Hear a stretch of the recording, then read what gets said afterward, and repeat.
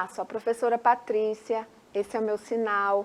Eu estou de volta para o último dia do nosso encontro da temática de psicomotricidade, né? Vamos lembrar um pouquinho o que foi que a gente trabalhou até agora. A gente viu a conceituação, a gente viu os aspectos importantes do trabalho dessa área de conhecimento, né? Essa área de desenvolvimento que é a psicomotricidade, questão cognitiva, questão motora, atrelado às emoções.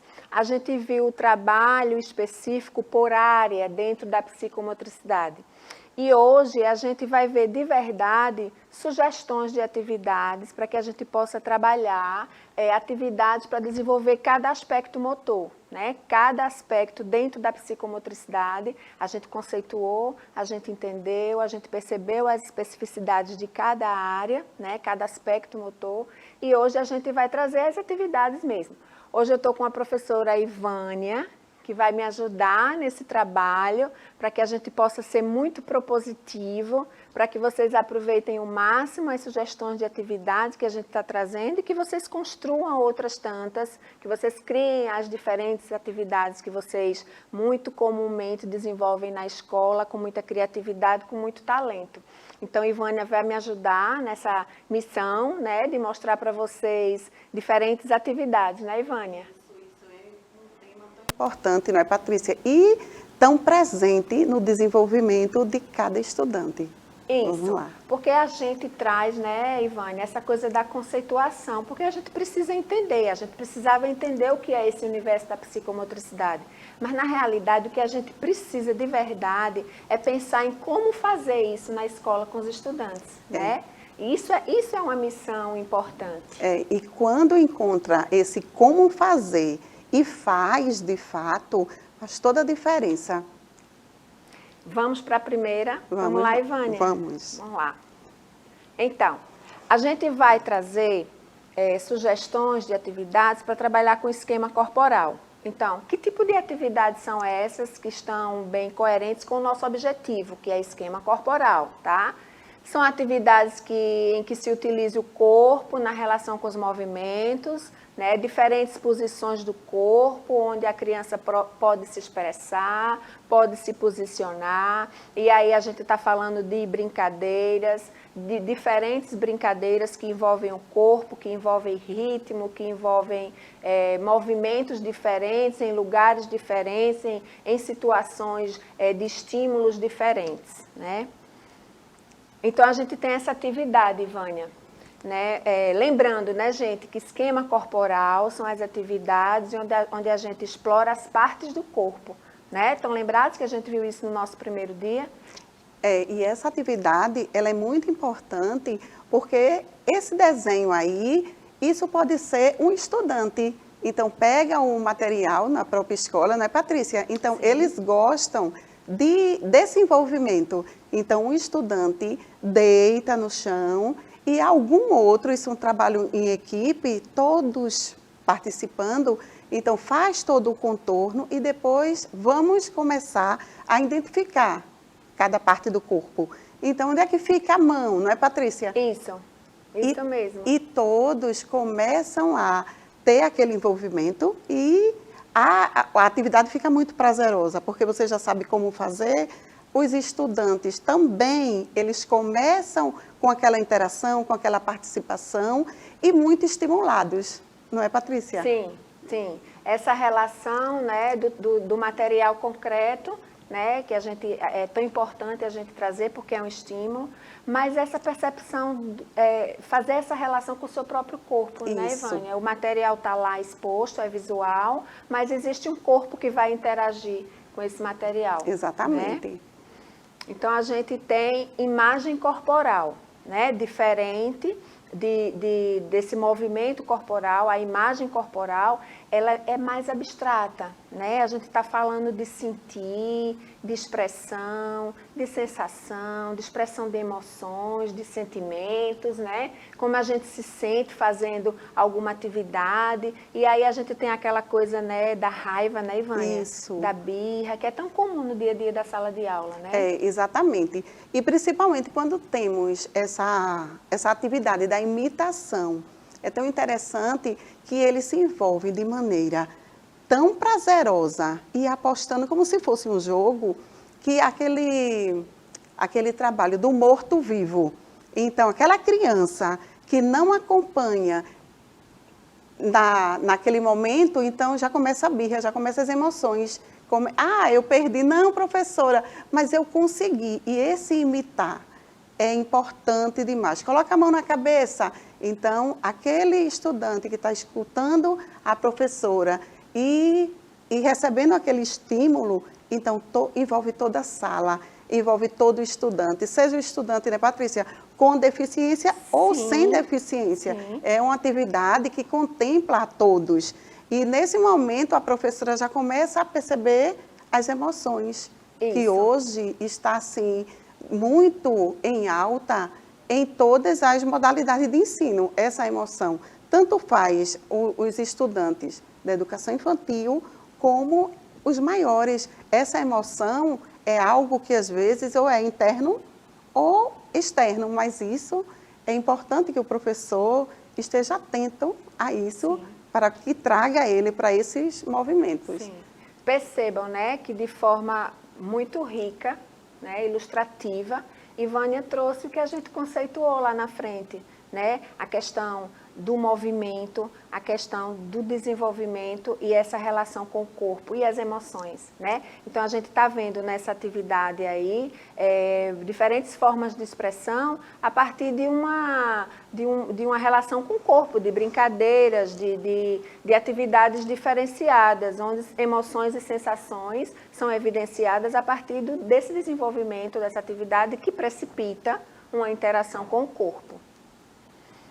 Mais atividades, né, Ivânia, com música, com dança, né, onde além de expressar sensações, há uma percepção dos movimentos do corpo, né? Exatamente, e é uma atividade que eles participam de maneira muito ativa, porque nesse movimento a professora vai dando os comandos. Levante o braço direito, então já está trabalhando com o próprio corpo, mas a localização, lateralidade. Vamos agora das costas para a porta. Então, está trabalhando o corpo e está conseguindo fazer uma orientação espacial.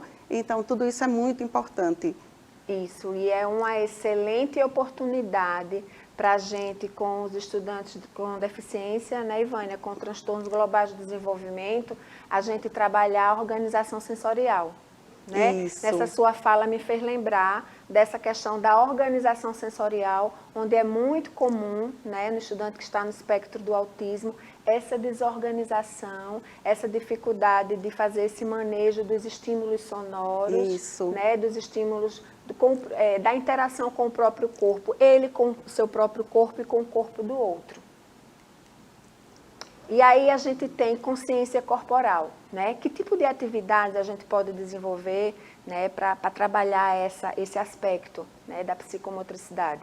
Então, brincadeiras que possam indicar, dar nomes a membros corporais. Então, ele vai se apropriando do seu próprio corpo, né, se familiarizando com as partes do seu corpo, e isso gera uma consciência, uma intimidade consigo próprio, que leva à autopercepção, e aí a gente está falando de facilidade de interação, facilidade para desenvolver habilidades, outras habilidades mais complexas. E aí a gente tem vários exemplos, né, de atividades que a gente pode fazer. Essas atividades primeiras, Ivânia, são muito comuns na escola, né, as brincadeiras com objetos de desafio, pula-pula, né, pé direito, pé esquerdo. Isso. E isso traz também um conhecimento riquíssimo, Patrícia, porque o estudante, nem sempre a gente percebe o que é que ele está aprendendo se a gente não focar nesse momento. Então, quando se fala perna esquerda, o pé direito, geralmente quando o professor diz aqui, fique aqui parado com o seu corpo e você mora para o lado esquerdo ou direito. Então, a partir daí, a gente vai perceber, Paty, se foi isso construído, entende? Então, assim, começa da brincadeira, que muitas vezes acham que é só brincar, mas ali, atrás da brincadeira, sempre tem uma intencionalidade. Isso. E quando a gente pensou nesse material, né, Ivânia, a gente pensou realmente em ser propositiva, obviamente, mas que a gente possa estar percebendo esses detalhes que Vânia está trazendo, né, do fazer da atividade e o nosso objetivo, a nossa intenção, né? A gente entende que em educação especial, a gente sempre precisa ter muito claro a intenção que a gente, né, tem quando a gente seleciona um recurso, quando a gente pensa numa estratégia. E aí a gente tem motricidade fina, essa, né, é que a gente tem uma intimidade muito maior com esse aspecto da psicomotricidade, porque a gente atrela muito a apropriação do sistema de escrita alfabética, né? E aí a gente fala de espaço, a gente fala de movimento de pinça, então são atividades importantes, indispensáveis, que repercutem no desenvolvimento do estudante como um todo. E aí, ó, são atividades de passar linha na agulha, contornar sobre um desenho, exercícios de pinçar, que são importantes, né, Ivânia, para o desenvolvimento da escrita, né? Muito importante. Agora explica melhor, Patrícia, para o professor, para a família que está em casa, esse exercício de pinçar, esse pinçar. E aí esclarece melhor, não é? Porque, digamos assim, aqui a gente está entendendo o que é pinçar, mas e a família que pode estar acompanhando? Fala um pouquinho sobre isso. Veja, quando a gente vai trabalhar a escrita, né, quando a gente vai familiarizar o estudante com o que a gente chama do registro, né? A questão do grafema, que é a representação da letra, a forma, o que representa uma letra, e a gente precisa desenhá-la, a gente precisa fazer, né, aquele movimento. Exatamente. Então, o movimento de pinça é esse movimento de segurar no lápis, né, que dá uma facilidade, que dá uma possibilidade de movimentos mais complexos.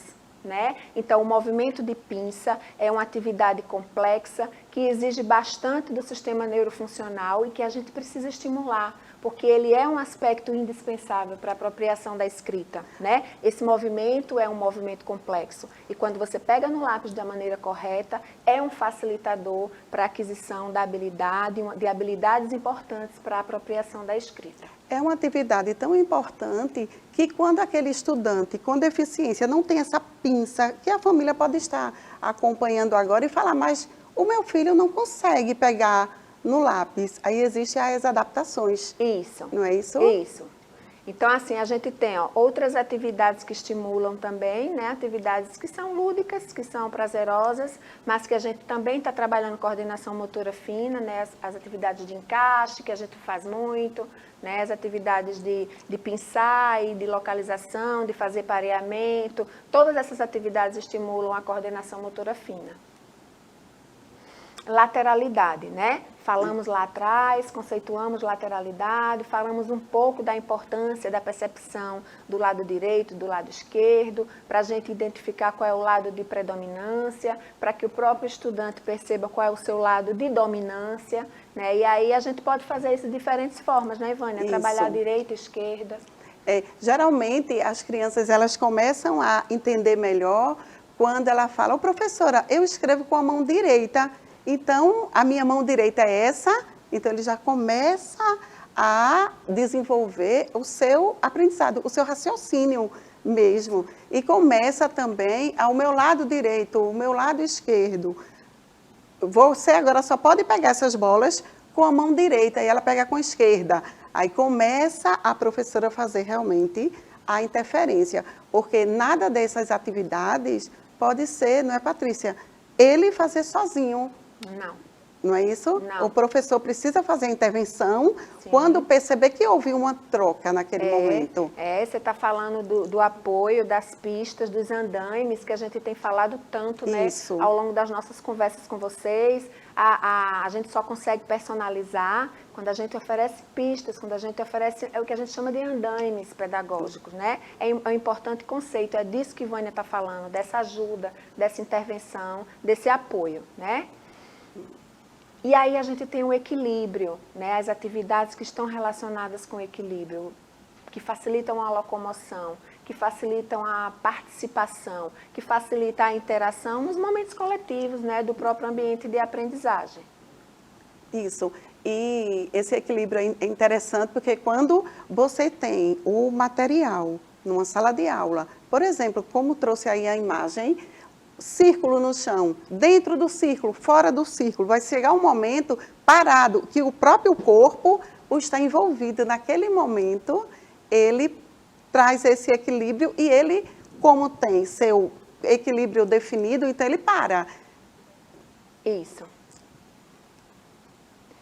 Orientação temporal, né? Aquela localização no tempo e no espaço, e aí a gente pode também aproveitar para trabalhar conhecimentos formais, tempo, hora, tempo de começar, tempo de terminar, né? Espaço entre uma atividade e outra, são conceitos importantes que servem para a vida, mas que de verdade trabalham com a questão do corpo, com a questão da interação, da expressão de emoções também. E aí a gente tem alguns exemplos, né, Ivânia, de sequência, né, de organização de ideias.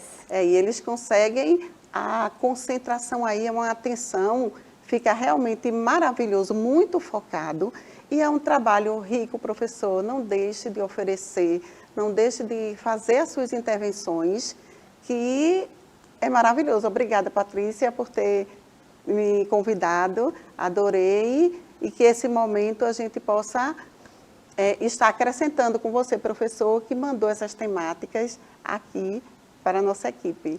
Eu que agradeço demais a sua participação, né? Trazendo proposições, exemplos, ilustrando tudo que a gente vem conversando nesses 3 dias. Espero que tenha sido importante para vocês, que vocês consigam fazer transposição didática. Muito obrigada pela presença, muito obrigada pela sugestão da dica. Espero vocês para o próximo encontro. Tchau, tchau.